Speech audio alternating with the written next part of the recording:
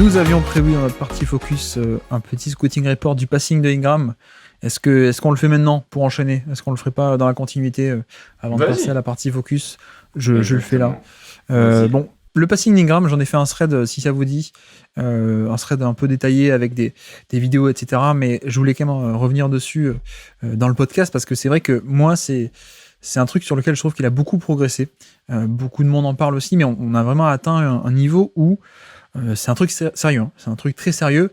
Il y a toujours un peu le truc de c'est peut-être pas un scoreur aussi fort qu'on souhaiterait, et donc peut-être qu'il met pas autant de poids sur une défense de par la dangerosité de son scoring, mais par contre le développement du passing est très très bon.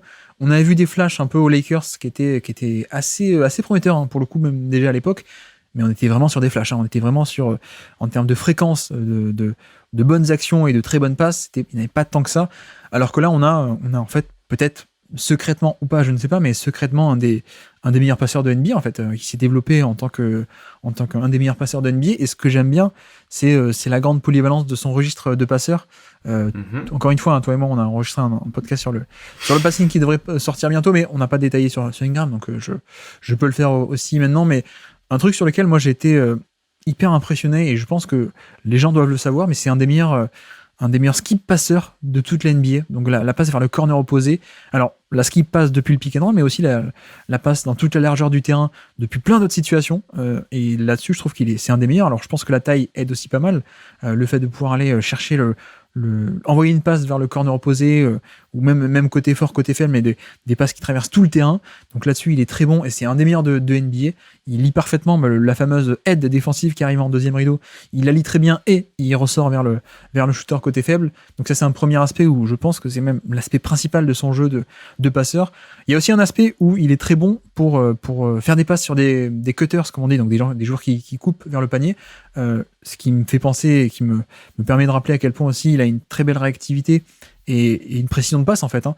Tu vois, il y a des actions où j'en ai une en tête là, je crois que c'est Herb Jones ou Trey Murphy qui coupe au panier, et il met pas la passe très simplement, il la fait un peu flottante par-dessus, et surtout la balle arrive dans les mains de Herb Jones, mais au moment où il a fini sa course, quoi. C'est un peu la passe en profondeur au foot, tu sais, dans la course du joueur plutôt que dans les mains. La vision de jeu, évidemment, qui est un élément très important, et qu'il a, je pense, notamment de par la taille, mais il a une très belle vision de jeu que voilà, dès que tu fais une petite erreur, il la voit, il peut la punir. Surtout, je parlais de taille, la taille qui aide sur la vision de jeu, mais qui aide aussi sur le volume, le registre de passes qu'il est capable de faire, son éventail de passes. Pour moi, l'éventail de passes est largement possible et très développé parce qu'il a une taille envergure de bras qui est extrêmement impressionnante, très très grand. Et donc notamment tout ce qui est un peu passe dans le trafic, il se fait jamais étouffer en fait dans le trafic, et je trouve que c'est aussi un aspect important de son répertoire, le fait de pouvoir jamais être enfermé en fait sur des prises à deux. Tu vois qu'il y a dans le thread que j'ai mis, il y a des actions où genre Denver va le chercher très haut, ou ou je sais plus qui va le chercher très haut.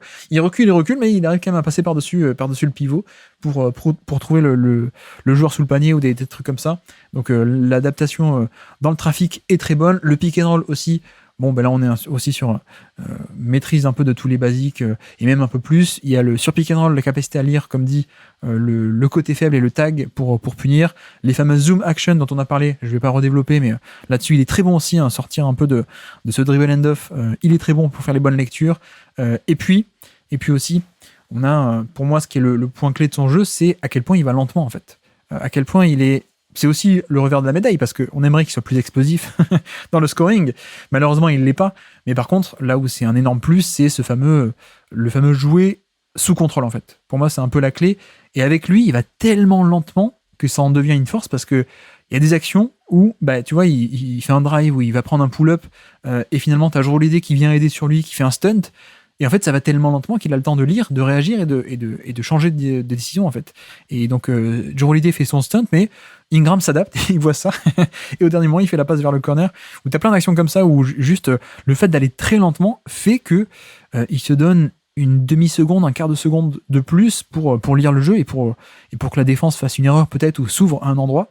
Donc voilà un peu pour mon scouting report de Ingram, qui, je sais pas ce que t'en penses toi, mais qui est devenu vraiment un passeur ultra complet.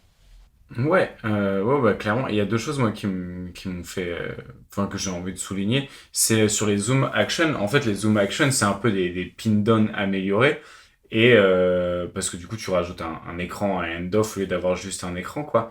Et c'est vrai que il était beaucoup comparé à Kevin Durant parce qu'il était pas mal utilisé sur ce genre d'action.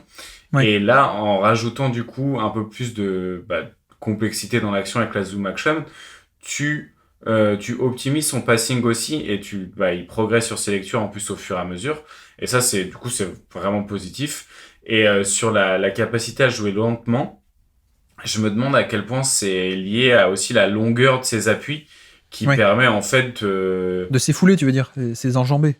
Oui, ses enjambées, oui. Ouais, Pas de ses appuis, enfin pas sa pointure c'est quoi. pas son pied qui est long, quoi. Oui, c'est pas son pied qui est long. C'est un clown. mais du coup, oui, tu vois, je pense que c'est la longueur de ses foulées rajoute aussi cette gestion du tempo qui ralentit pour lui et c'est top parce que ça lui permet de disséquer le jeu un peu plus d'une meilleure manière, quoi. Donc c'est top.